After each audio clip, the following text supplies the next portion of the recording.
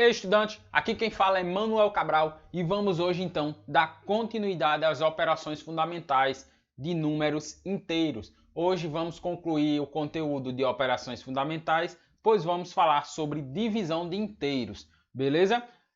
Finalizando essa parte aqui, a gente já iremos entrar para outros conteúdos. Sei que esse conteúdo aqui é um conteúdo básico que muitas pessoas já sabem, você provavelmente já sabe, mas está aqui revisando. A aula fica um pouco longa, né? Porque eu quero dar o passo a passo aí para que vocês não tenham nenhuma dúvida até o dia da prova de vocês, para que vocês fiquem mais bem preparados possível para obter o melhor resultado possível, beleza? Então vamos lá para dando continuidade aqui. Na divisão, os números eles são chamados de dividendo, que é a parte que vai ser dividida, certo? Que está sendo dividida. O divisor, que é a quantidade de vezes que a gente quer dividir, repartir ou partilhar daquele elemento. E a operação, no caso, é chamada de divisão. O resultado, no caso, é o quociente. Então, mostrando aí como é mais ou menos a representação, temos diversas formas de representar a divisão, certo? Irei mostrar mais à frente. Essa daqui é uma delas. D barra Dzão barra Dzinho igual a Q, de quociente. Beleza? D é o chamado de dividendo, como eu já falei. Dzinho de divisor e o Q de quociente, ou resultado da operação. Aqui no caso, a gente representa dessa forma aqui, que é uma das formas de representar, certo? Mas também temos essa outra forma aqui, que é a forma mais comum para realizar a operação da divisão, certo? Mas na hora de representarmos os valores, dificilmente vamos representar assim, dessa forma aqui. Como eu já falei, né? A divisão nós temos aí diversas formas de representar ela. Aqui temos alguma. Essas daqui são todas formas de representar a divisão. Uma das que menos se utiliza é essa daqui e essa daqui. É utilizado mais para a questão mesmo de cálculos fundamentais. Quando já passa para cálculos mais elaborados, é utilizado com mais frequência essa daqui, que é a que mais aconselhamos utilizar. Essa daqui também é representada, porém tanto essa quanto essa pode gerar margem de erro. E não é o caso, não é o nosso objetivo e o nosso interesse que tenha erro. Então, ao máximo possível, utilize essa daqui, essa forma aqui, que é a forma melhor de visualização, beleza? Vocês vão ver mais à frente aí, quando a gente tiver diversos valores aí para representar, que vai ficando mais difícil com grandes operações, você vai ver que é a melhor forma de visualização para proporcionar o menor erro possível. Então, sabendo disso, vamos diretamente à prática. O que é que, no caso, por que a divisão? Por que utilizar disso? Vamos supor então que sua avó tenha dado um dinheiro para você aí e dividir com sua mãe ou com algum parente seu ou algo do tipo com a outra pessoa. Vamos supor então que ela tenha dado a você R$100.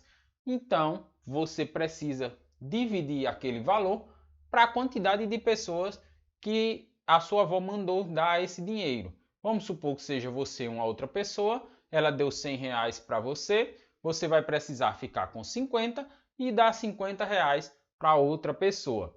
Esse, no caso, é um dos exemplos de divisão. Temos diversos outros exemplos. Eu vou passar aqui um exemplo com uma contextualizaçãozinha para ficar mais visível e vocês também conseguir captar de forma melhor. Vovó Zefinha comprou 5 caixinhas de bombons e deseja dividi-lo igualmente para os seus 3 netos. Em cada caixa há um total de 12 bombons. Como então ela deverá fazer a divisão desses bombons? Certo? Primeira coisa que ela precisa fazer, o primeiro ponto aí que nós precisamos abordar e verificar aqui, ela tem quantas caixas? Tem um total de 5 caixas. E cada caixa cada caixa aqui tem quantos bombons? Tem 12 bombons. Primeiro passo que a gente precisa saber é quantos bombons ela tem no total, para que depois a gente realize a divisão por cada neto. Nós temos a opção também de fazer a divisão pela quantidade de bombons que tem em cada caixa e depois multiplicar pela quantidade de caixas que temos. Mas vamos realizar da primeira forma que eu falei. Realizando então da primeira forma, nós temos um total de 5 caixas, onde em cada caixa tem um total de 12 bombons. Multiplicando então 5 vezes 12, a multiplicação tanto faz ser primeiro o 12 ou ser primeiro o 5. Lembrando então daquela propriedade, certo? Que ao inverter isso não sofrerá alteração na multiplicação. Então 5 vezes 12 totaliza então igual a 60 bombons. Agora, já que nós sabemos o total de bombons, a gente vamos dividir para os netos dela. Quantos netos ela tem? Ela tem, no caso, um total de 3 netos. Fazendo então a divisão de 60 por 3. 60, no caso, é o valor que a gente quer dividir, né? A gente temos o divisor, que é os 3 netos, e temos a quantidade de bombons que a gente quer distribuir igualmente para cada um. Então, 60 dividido por 3. Então, como é que a gente faremos o procedimento de divisão? Primeiramente, a gente vamos verificar qual número aqui que multiplicado dará o primeiro aqui no caso. Vamos supor então, 6 ele é maior do que 3, correto? Então, a gente vamos multiplicar pelo primeiro elemento aqui. Um número que, multiplicado aqui embaixo, dê um valor de 3. Se a gente colocar 1 aqui, vai dar 3. Então, ainda não é ele. Se a gente colocar aqui um 3 vezes 3, vai dar 9. Então, não é o 3. Vamos aqui, então, colocar o valor de 2 para verificação. 2 vezes 3 dá o valor de 6. Agora a gente vamos subtrair aqui. 6 menos 6 vai dar 0. Então, o valor dessa divisão, a gente faremos o quê? Sobrou um valor de 0 aqui, correto? Então, esse valor de 0, ele será acrescentado aqui, ó, ficando então um valor total de 20. 20 bombons no caso, será a quantidade de bombons para cada neto da vovó Zefinha. Esse é apenas um dos exemplos que utilizamos como divisão, mas temos diversos outros também aí no nosso dia a dia que é muito utilizado, beleza? Nós temos aí alguns pontos necessários de observação na divisão. Nós temos a divisão exata, que foi exatamente esse valor aí, o valor fechado, mas vamos supor então que ela tivesse um número lá de um bombom a mais. Ela não conseguiria dividir o bombom, no caso, para a quantidade de netos, num valor exato, certo? Ela iria conseguir fracionar aquele bombom. Então, para esse caso então da divisão exata, é necessário o seguinte: 48 dividido por 12. 48 dividido por 12, vamos fazer aqui somas no caso. 12 mais 12, 24, mais 12, 36, mais 12, 48. Então, esse valor aqui é igual a 4, certo? Porque nós dividimos o valor total por 12, totaliza 4 vezes esse elemento. Isso, no caso, é uma divisão exata. Isso, no caso aqui, é uma divisão exata, certo? Por quê? Porque é uma divisão exata? Porque não tem resto. O resto dela é nulo, o resto dela é zero. Por esse motivo que é considerado uma divisão exata. Porque agora vamos considerar um caso de uma divisão não exata. Vamos supor então, a gente tem aqui o valor de 845 dividido por 2. Observaremos que não existe um número natural, um número inteiro, certo? Então, ao dividirmos esse valor por outro, nós não teremos um valor inteiro para a operação. O resto, no caso R, ele será diferente de zero, certo? Exemplo aqui no caso, o 845. 845. Vamos dividir aqui passo a passo. 8. Na divisão, o primeiro passo que a gente realiza é dividir o primeiro termo, segundo termo e terceiro termo. Se o primeiro termo for menor do que o elemento que está dividindo, a gente vamos pegar os dois elementos. Mas aqui, para esse caso, 8 no caso é maior do que 2, então 8 dividido por 2 dará 4, beleza? Então, ao multiplicarmos aqui 4 vezes 2, 4 vezes 2 dá 8, beleza? Então, aqui subtraindo dará 0. O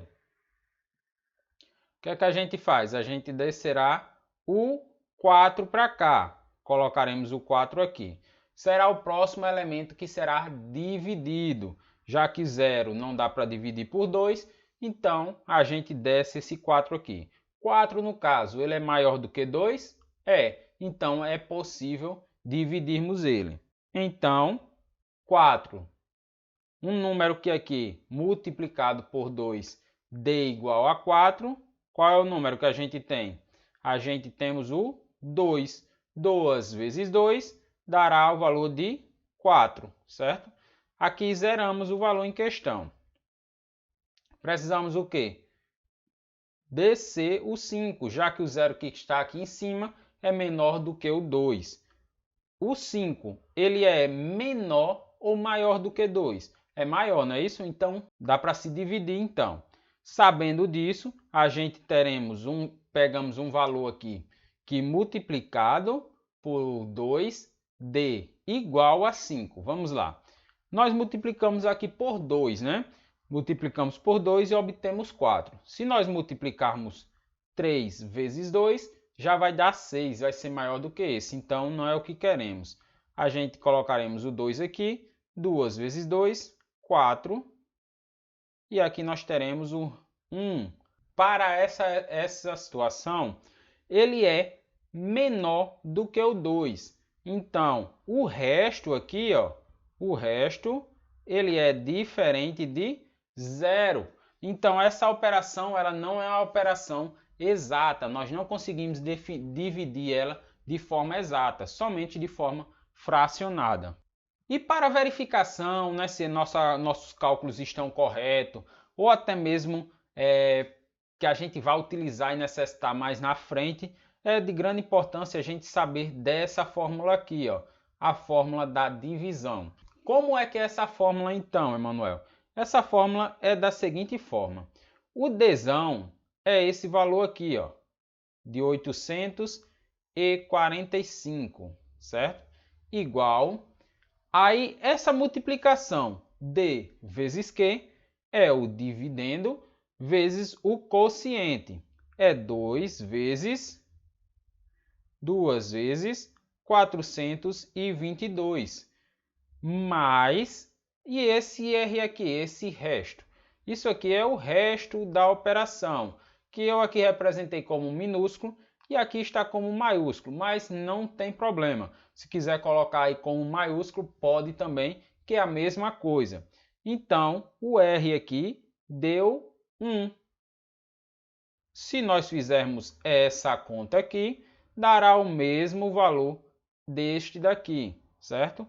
Os dois valores, no caso, serão iguais, beleza? Vamos então falar sobre as propriedades da divisão. Assim como na multiplicação, na adição e na subtração, nós abordamos as propriedades dela, na divisão também não poderia ser diferente, porque temos algumas peculiaridades que é bastante importante aí para mais à frente, certo? Aqui nós temos, eu coloquei aqui alguns pontos para ser verificado, até mesmo tendo aqui o dividendo, o divisor, o resto e o quociente, a gente representou aqui nessa forma aqui. O primeiro ponto aí a ser observado é o seguinte: O divisor deve ser sempre diferente de zero, certo? Por quê? Qualquer número representado dessa forma, vamos supor aqui 10 dividido por zero, isso aqui não existe, certo? Não existe isso. Por quê? Porque é uma indeterminação matemática, certo? Não existe. Eu não vou nem abordar aqui por qual motivo isso, mas porque não vem ao caso, mas apenas para você saber que um número dividido por zero, ele não existe, não é uma operação matemática. E um outro caso aqui, o segundo ponto é se D igual a Dzinho, então Q será igual a 1. Por quê? Vamos supor aqui, ó, se nós temos D que é o dividendo, vamos supor que D seja 50. D 50 e o divisor 50 também. Então, 50 dividido por 50 vai ser igual a quanto? Vai ser igual a 1. O que? O quociente será igual a 1. Vamos supor então que eu tenha uma barra de chocolate e quero dividir comigo mesmo. Eu vou fazer o quê?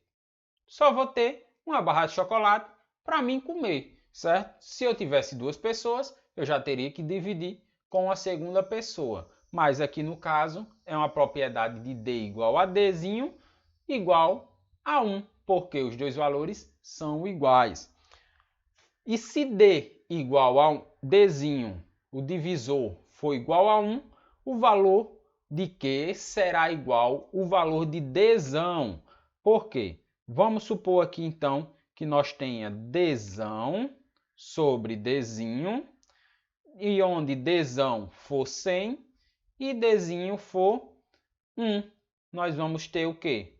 A resposta, no caso, de 100, certo? Foi o mesmo caso agora que eu exemplifiquei na barra de chocolate, certo? Vamos supor que eu contasse cada tabletezinho daquela da barra de chocolate, supor ali que a gente tenha 10 barrinhas daquela, para me dividir para mim mesmo.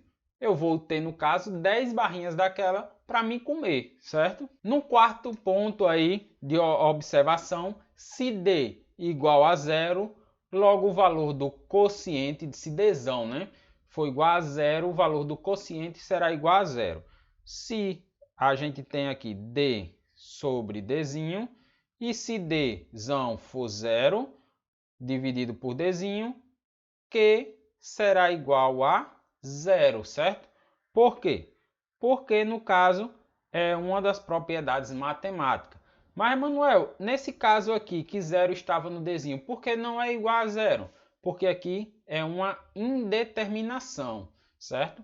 Então, é um procedimento que não é matemático. Um quinto ponto aí de observação, que na divisão não exata, o R ele tem que ser menor que D. Por quê? Porque se o R for maior que D, ainda dá para ser realizado uma outra operação. Ou até mesmo se for igual, né? Porque se R for igual a D, é só realizar mais um passo e já realizou o procedimento, concluiu o procedimento, certo? Ele tem que ser menor do que D, não pode ser igual nem maior, certo? Então R tem que ser menor do que D, beleza? Ciente de todas essas propriedades aí que eu falei, que eu abordei aqui, vamos agora para um procedimento que é a regra da multiplicação, regra do sinal da multiplicação e da divisão, pois vocês vão utilizar muito na frente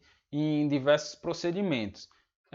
Se os procedimentos, se a equação tiverem sinais iguais, a resposta será positiva. Se tivermos sinais diferentes para o procedimento de multiplicação ou de divisão, a resposta será negativa. Como assim? Vamos supor então primeiramente para a multiplicação, se nós temos mais um valor positivo vezes um valor positivo, consequentemente, o valor resultante será um valor positivo. Se nós temos um valor negativo vezes um valor negativo, consequentemente, ele será resultante de um valor positivo. Por esse motivo, sinais iguais, resposta positiva, certo? Se for sinais opostos, se nós temos um número positivo multiplicado por um número negativo, consequentemente dará um número negativo. E se nós temos ao contrário, um número negativo multiplicado por um número positivo, consequentemente dará uma resposta negativa, devido a sinais diferentes. A mesma coisa no caso para o procedimento de divisão. A divisão é da mesma forma. Se os sinais forem iguais, consequentemente, teremos o sinal de mais. Se os sinais forem diferentes, consequentemente, a resposta será um valor negativo. Essa daqui é considerada a regra dos sinais, que é mais para conhecimento mesmo, porque vamos utilizar bastante mais à frente, certo? É de grande importância aí vocês saberem dessa regra, porque é utilizada em diversos cálculos, tanto na matemática, quanto na física, quanto na química, e irá ajudar bastante vocês aí, beleza? Por hoje, então, concluímos as aulas de operações fundamentais. A partir da próxima aula, vamos ver aí um exemplo de expressões matemáticas com diversos valores e também iremos falar sobre números decimais, fracionados e outros casos, beleza? Então, vamos aí e nos vemos na próxima videoaula.